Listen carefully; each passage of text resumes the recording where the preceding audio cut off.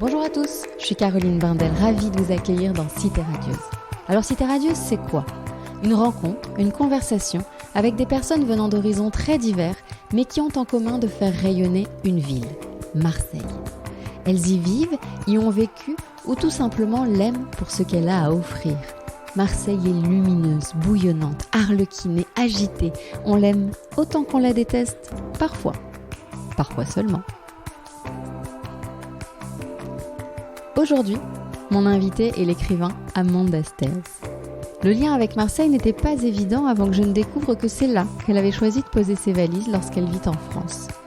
Le reste du temps, elle le passe à Los Angeles avec ses enfants et Paris, un peu, mais juste pour le travail. Dans son nouveau roman, Café suspendu aux éditions Grasset, Amanda Stairs s'est glissée dans la peau d'un homme de 72 ans vivant à Naples, une ville cousine de Marseille, si semblable. Naples, ville schizophrène, sale et sublime, vieille, défigurée et majestueuse. Un tout fait d'opposés qui se mêlent, Naples pleine de contradictions qui donnent à être adorée et détestée tour à tour. Ces mots sont ceux d'Amanda Stairs et avouez-le, il y a de toute évidence beaucoup de Marseille dans ce roman, dans ce Naples-là. Rencontre avec une auteure prolifique, une scénariste à succès, une réalisatrice comblée, une femme solaire. Bonne écoute.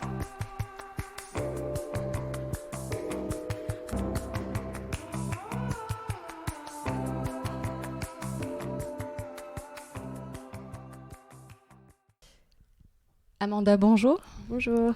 Je suis très heureuse de vous avoir au micro de Cité Radieuse, donc pour évoquer Marseille, bien sûr, qui est le fil rouge de ce podcast, mais également votre parcours et votre actualité. Alors Amanda, vous êtes écrivaine, comment vous aimez dire d'ailleurs, auteur, autrice ?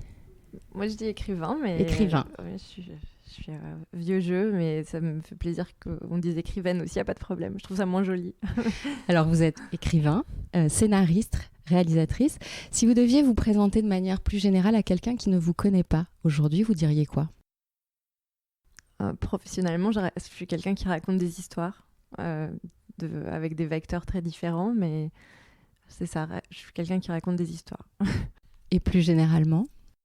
Et plus généralement, je suis une maman qui a raconté beaucoup d'histoires à ses enfants qui grandissent. Voilà, une amie, je pense, quelqu'un de solaire et qui, j'espère, fait partager ça aux gens qui m'entourent. Alors, en 2 mots, je raconte comment nous sommes arrivés à nous retrouver ce matin, ici, alors dans cet hôtel La Louisiane, dont on dira 2 mots parce qu'il est particulier. Donc j'ai contacté Grasset, votre maison d'édition, car j'envisageais de parler de votre nouveau roman dans la presse écrite et nous avons évoqué ce podcast, mais je n'avais pas de lien entre Marseille et vous, en tout cas je ne le connaissais pas. Et c'est en voyant une de vos stories sur Instagram que j'ai vu des photos de Marseille avec le hashtag Home, et là j'ai sauté sur l'occasion, je vous ai envoyé un petit message. Donc c'est donc à Marseille que vous avez choisi de vivre de temps en temps. Vous partagez votre vie entre Paris, Los Angeles et donc Marseille. Pourquoi Marseille ? Surtout Los Angeles. En fait, j'habite à Los Angeles et quand je suis en France, je préfère être à Marseille qu'à Paris. Paris, c'est vraiment un endroit où je viens travailler.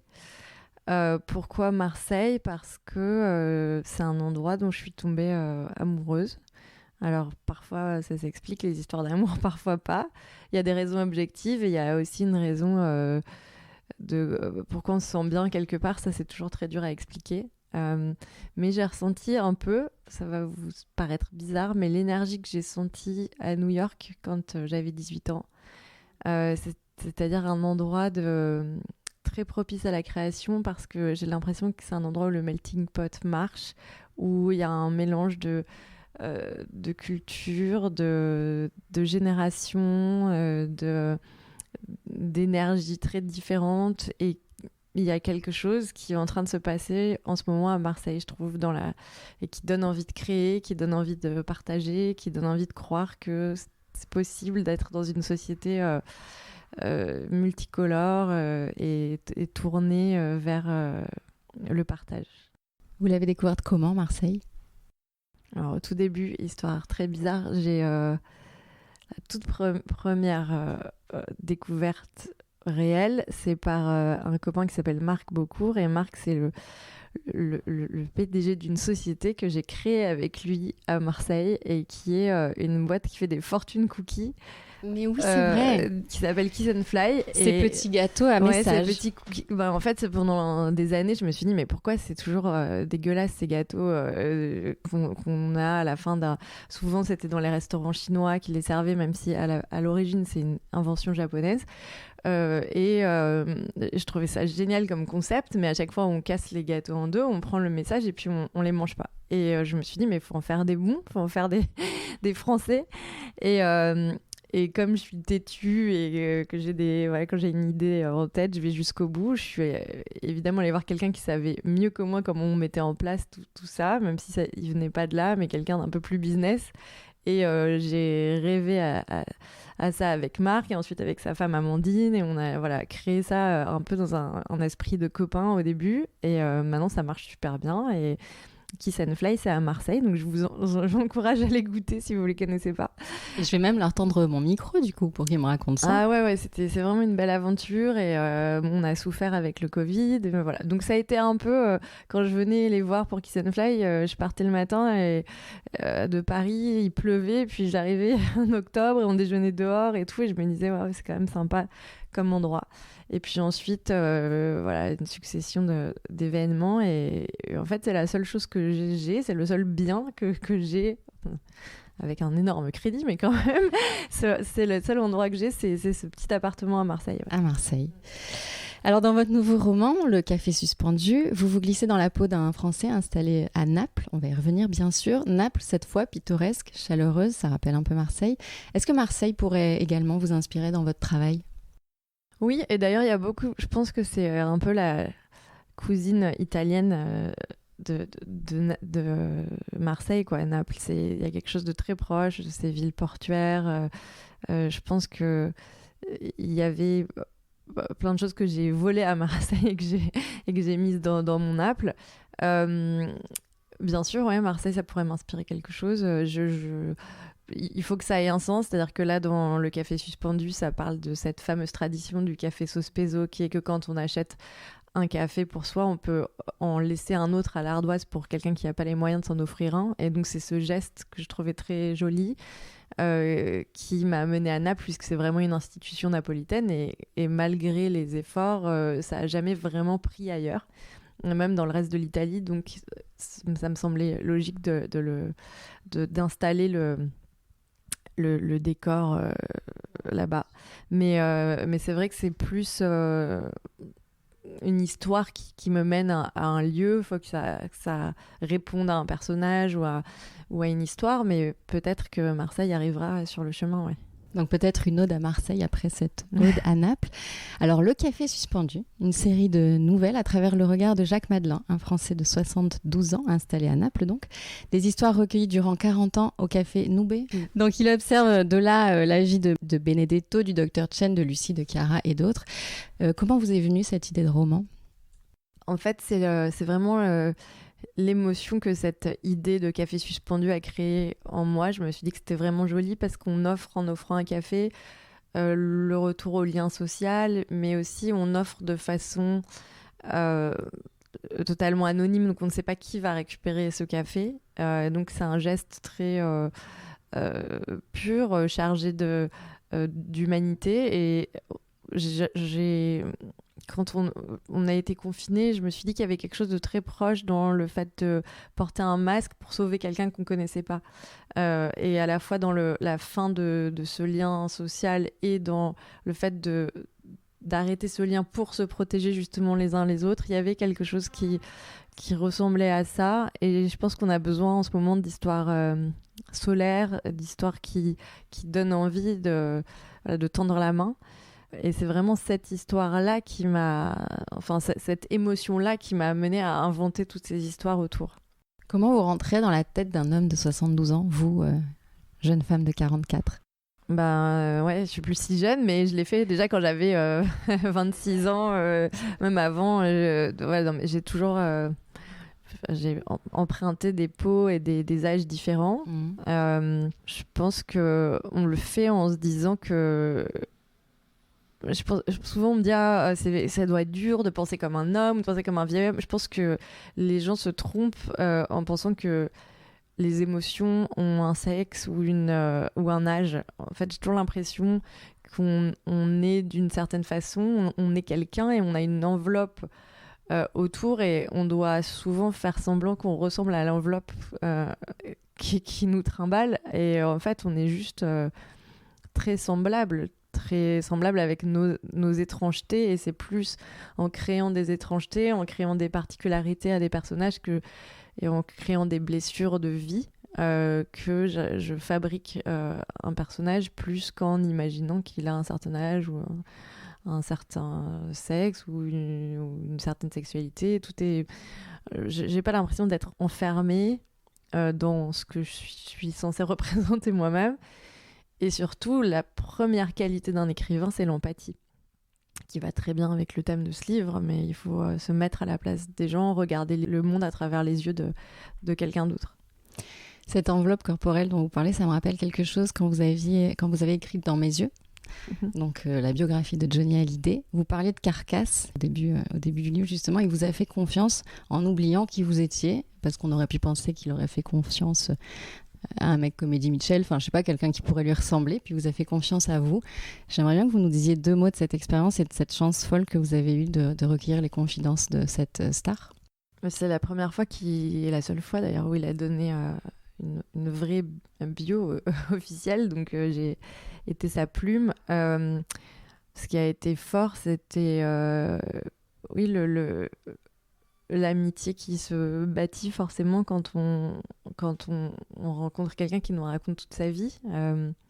J'ai un père psy, donc j'ai compris un peu le lien qu'on doit avoir avec ses patients, même si on n'a pas le droit de l'exprimer. Moi, j'avais le droit, parce qu'il y a quelque chose de cet ordre quand on revient sur l'entièreté de sa vie, de son enfance. Voilà, j'ai pas enregistré, je prenais des notes et j'étais vraiment à son service. Alors c'est rare parce que pour moi de pas exprimer d'opinion, j'étais pas forcément d'accord avec ce qu'il disait, mais j'étais là pour exprimer du mieux possible ce qu'il ressentait, sa vie, ses souvenirs, et d'ailleurs en respectant même les erreurs qu'il y avait dans ses souvenirs. L'idée c'était pas de faire ce que justement tous les autres pouvaient faire, mais de se dire voilà comment lui voyait sa vie. Avec parfois quelques imprécisions dans les dates, etc., mais vous avez tout laissé tel quel.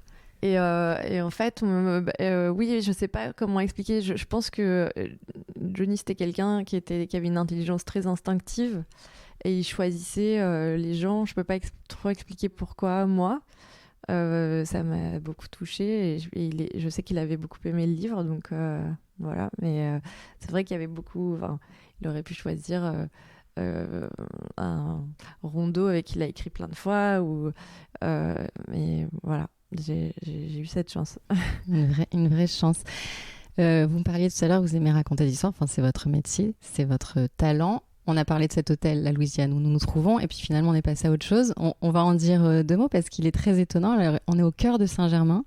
La vue est sublime sur les toits de Paris. Je connaissais pas du tout. Il y a pas longtemps, j'ai un ami Guillaume, je le dis parce que c'est quand même lui qui m'en a parlé la première fois, me dit ah mais tu connais pas la Louisiane, mais c'est un hôtel mythique où Simone de Beauvoir allait écrire, ou les Doors. Là je pense qu'on est dans une chambre, c'est drôle, on est dans une chambre où il y a 4 lits, on a l'impression d'être dans un dortoir, et on m'a dit que les Doors avaient dormi là quand ils allaient au fameux Whisky à Gogo faire des concerts dans le coin et tout. Donc ouais, c'est assez chargé, et surtout ils ont pas fait de travaux, donc c'est dans son jus, avec ce que ça a de positif et négatif, mais c'est assez ouais, c'est vraiment mythique. Et je vous montrerai une photo qu'on m'a envoyée une peinture de Lucian Freud, et qui est la vue sur l'immeuble d'en face. Donc on est vraiment ouais, je pense qu'il y a une série de noms d'écrivains, et encore des écrivains qui viennent écrire ici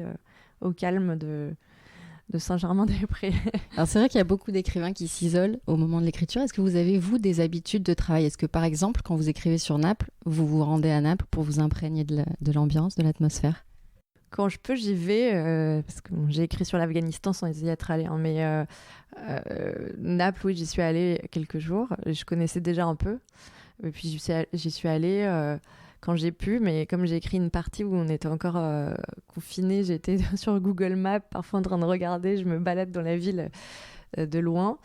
On n'a pas toujours besoin d'aller dans les endroits pour en parler, mais quand on peut, c'est vrai que ça ajoute quelque chose. Alors je le disais en intro, écrivain, scénariste, réalisatrice, laquelle de ces casquettes préférez-vous porter? Et peut-être celle dont vous ne pourriez pas vous passer? J'aime les trois pour des raisons différentes, mais le roman, c'est ce qui a commencé ma vie artistique et c'est ce qu'il y a de plus fort pour moi. Donc je pourrais jamais arrêter d'écrire des livres. Le reste, j'ai besoin d'espace parfois parce que c'est des aventures très difficiles, même physiquement, de monter un film, de porter toute une équipe. C'est assez complexe, mais j'aime bien justement cette aventure collective, le fait que on soit juste là pour comme chef d'orchestre de plein d'autres talents et travailler avec plein d'autres artistes, parce qu'on parle toujours du réalisateur, mais voilà, un chef décorateur, un chef opérateur, tous les gens qui nous entourent ont un talent fou et on dépend d'eux. Et il faut qu'on ait tous envie justement de raconter la même histoire au même moment et avec une vision semblable. Et quand ça arrive, c'est assez magique. Quand vous avez tourné le film Madame, je pense à Madame Rossi de Palma ou Les Promesses, avec Jean Reno entre autres, vous l'avez pas appris ce métier-là? Comment vous avez fait ça? Comment c'est J'ai venu? pas appris à écrire non plus. Oui, c'est vrai, mais là, oui. Techniquement, il y a besoin de savoir des choses. Techniquement, oui. J'avais fait un court-métrage quand j'avais 18 ans et c'était la première fois que j'allais sur un plateau de cinéma, c'était le mien. Je sais même pas comment j'ai réussi à convaincre les gens de mettre de l'argent dans ce truc et tout, mais je sais pas, c'est une partie de mon caractère. C'était un truc un peu science-fiction, mais une histoire d'amour. C'était assez joli, ça s'appelait Larmes de sang. Mais en fait, je pense que c'est porter les gens avec de l'enthousiasme. Et au départ, maintenant, évidemment, j'ai fait 4 films, donc je sais vraiment de quoi je parle, mais au début, c'est raconter ce qu'on a dans la tête sans être complexé par les termes techniques, en fait. Dire non, en fait, ce que je voudrais, c'est être plus près. C'est pas grave. Aujourd'hui, je sais quelle focale on va mettre et est-ce qu'on va mettre comme objectif. Mais si on veut, c'est une posture, c'est super, ça fait gagner du temps. Mais la réalité, c'est de savoir ce qu'on voudrait voir à l'écran et d'être capable de l'exprimer au mieux pour que les équipes nous aident. Donc, je me suis toujours dit, au pire, je me plante, donc j'essaye. Et donc, j'ai toujours eu ce caractère de un peu tête brûlée, d'essayer les choses. Et je me suis plantée souvent et j'ai réussi parfois. Le premier roman que vous envoyez à une maison d'édition, vous avez quoi, 15 ans? Oui, 14-15. Enfin, la première vraie réponse que je reçois, j'ai 15 ans. C'est Jean-Marc Roberts, qui a été mon éditeur par la suite, bien plus tard. Et Jean-Marc me dit que j'ai du talent, ne sait pas que j'ai 15 ans. Finit par me parler au téléphone, comprend que j'ai 15 ans, il me dit que ce que j'écris est très beau mais un peu vert, mais qu'il sait que je ferai ça dans la vie. Et il me dit qu'en revanche j'ai un sens du dialogue qu'il a jamais vu chez personne et qu'il faut absolument que j'écrive pour le cinéma. Et moi je viens d'une famille où c'est pas du tout mon monde et je sais même pas, ça va sembler être idiot, mais j'ai même pas pensé qu'on écrivait pour le cinéma. Pour moi, je regardais les films mais je pensais pas qu'il y avait au script et tout ça, c'était comme un autre monde, quoi, un monde parallèle. Et du coup je me dis c'est vrai, peut-être que je peux faire ça. Je suis allée acheter un livre, comment écrire un scénario, et j'en ai écrit un, puis depuis 3, puis j'ai gagné un 15 prix. Ouais, à 15 oui. ans. J'ai gagné un prix quand j'avais 17 ans ou 18 ans au Festival de Paris. Le meilleur scénario et puis ça a commencé comme ça, j'ai trouvé un agent et voilà, mais bon, avec beaucoup de travail, beaucoup de refus et beaucoup de volonté. Ouais, et pas l'obsession de me dire j'ai écrit un livre et c'est ce livre qui doit passer. J'ai mis beaucoup de livres dans des tiroirs et ça, il faut que les jeunes auteurs le comprennent. Parfois le premier essai, des années après, on se rend compte, ah oui, c'est vrai qu'il y avait des choses qui allaient pas, mais il vous aide à construire la suite et on apprend à écrire qu'en écrivant. Si le premier, que le coup d'essai est un coup de maître, c'est formidable, mais c'est rare. Il faut écrire ou réécrire. Pour ma part, c'était pas réécrire, mais c'était écrire un autre livre. Et je dois avoir 4 romans de la taille de romans finis qui n'ont pas été publiés avant que le premier le soit, ouais. Est-ce qu'on sait combien on porte de romans en soi ? Est-ce qu'on sait si ça peut s'arrêter un jour ou pas ?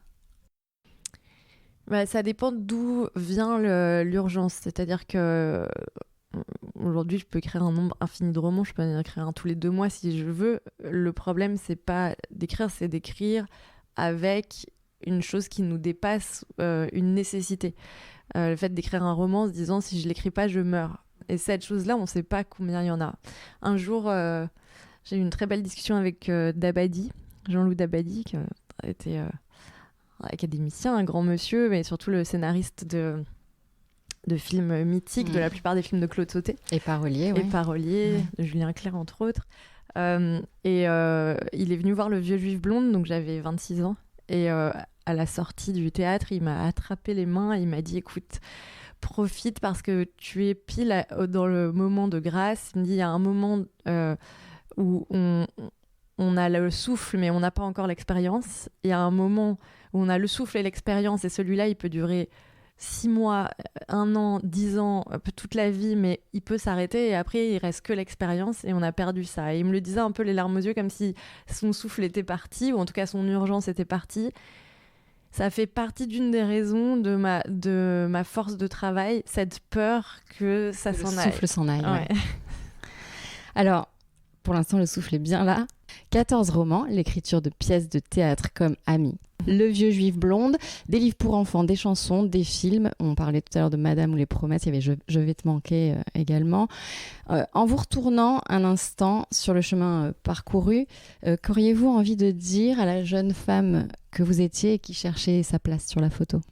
Rien qu'elle ne sache déjà. Je pense que on s'entend très bien. Il y a souvent cette question de qu'est-ce qu'on ferait autrement. Pas grand-chose. Et en fait, je suis assez contente d'être restée justement très semblable à celle que j'étais, malgré tout, parce que c'est un métier très particulier et un monde où il y a des choses sombres. Et j'ai jamais fait de compromis avec ma morale, avec mon éthique, et parfois au détriment de ma carrière. Mais en tout cas, je suis contente de me regarder dans la glace, quoi.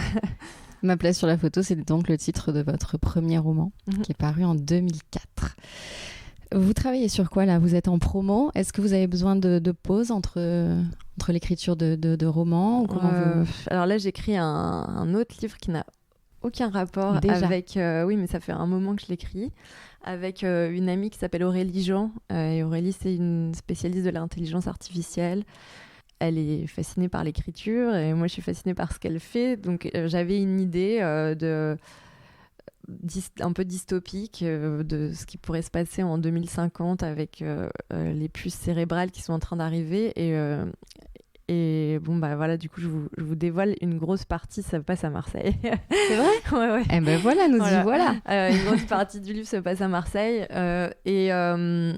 Et du coup, on écrit ensemble. Elle valide toutes mes théories ou invalide mes théories ou les justifie de façon scientifique. Donc, on est en train d'écrire un vrai roman de science-fiction très détaillé avec une force de détail et d'exactitude qui peut parfois être effrayante. Et on s'amuse beaucoup. Et je pense que ça sortira en janvier. Voilà. Ah oui. Donc, en fait, vous bouclez la boucle avec votre premier court-métrage.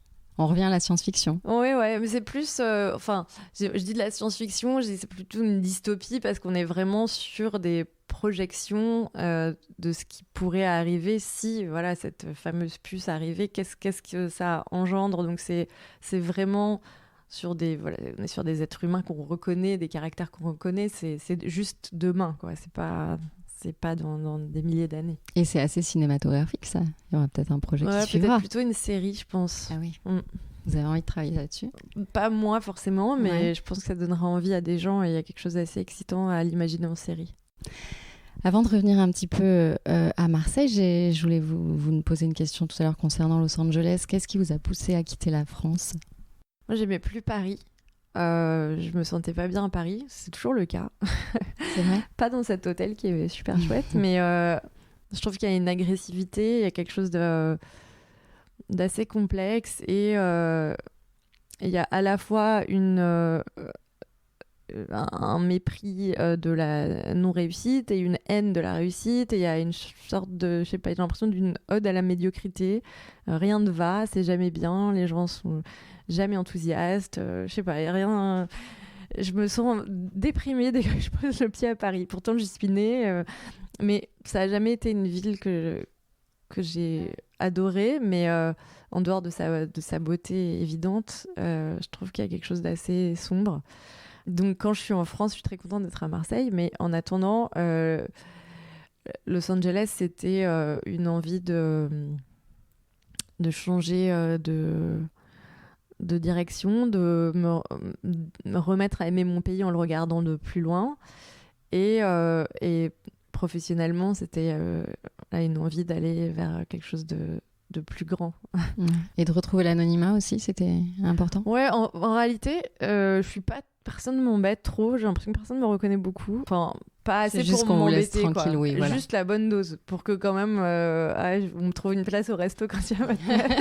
Mais le reste, franchement, bon, ouais, légèrement. Je pense qu'ils se disent, je la connais, mais le temps qu'ils se rappellent, je suis partie.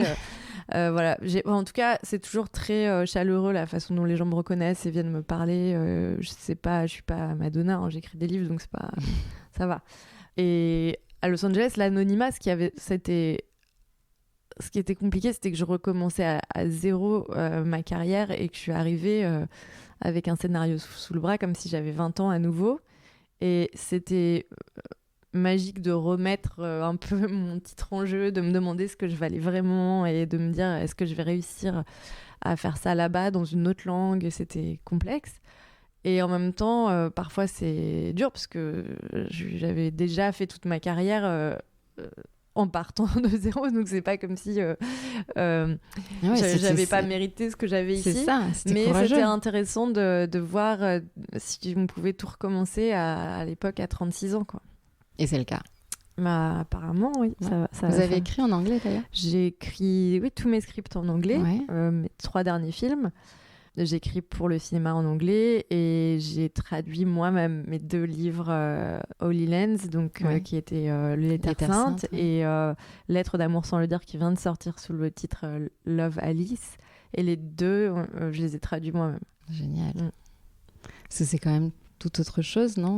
C'était très dur. Oui, c'est ça. Vous l'avez écrit en français, qui est votre langue maternelle en plus. Et... je les ai réinventés presque, ouais, que de les traduire, mais c'était... je me suis dit qu'il fallait que je fasse cet effort-là et que c'était intéressant pour moi, donc voilà, j'ai travaillé. Alors pour terminer ce podcast, on revient à Marseille et j'ai envie de vous demander vos spots incontournables. Là où vous vous sentez bien quand vous êtes à Marseille. Je vais faire la touriste, parce que... Je sais pas, c'est drôle, hier je parlais avec un copain d'un dîner qu'on a fait il y a une semaine à Marseille au Femina, et c'était délicieux, mais je pense que je suis encore en train de digérer. C'est pas vrai.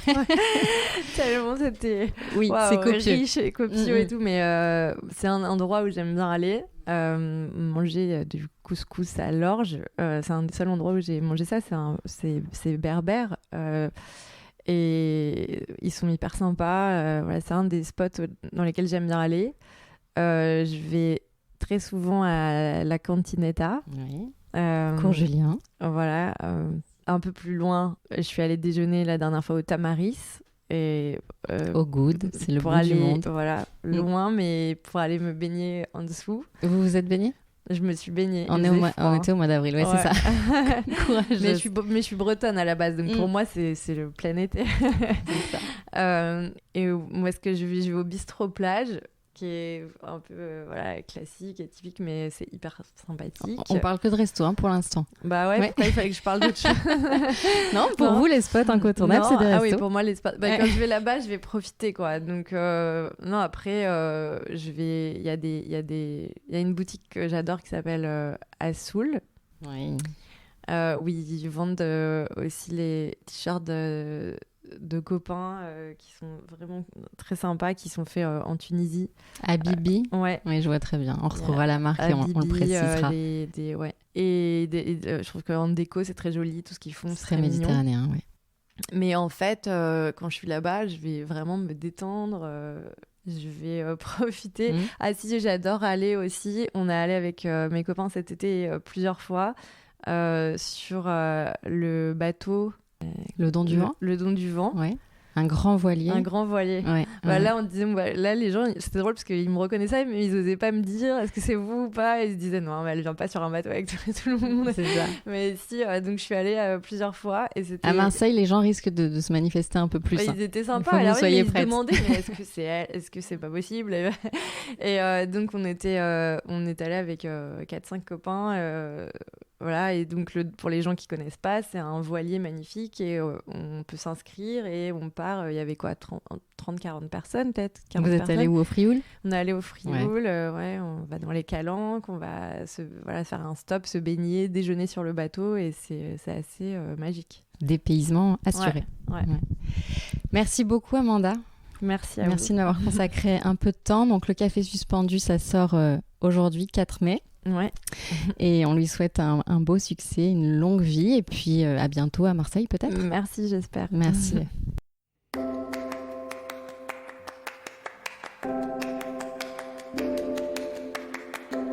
C'est terminé pour aujourd'hui. J'espère que cet épisode vous a plu. N'hésitez pas à en parler autour de vous, à le partager et à laisser des étoiles et des avis sur votre application de podcast préférée. À très vite.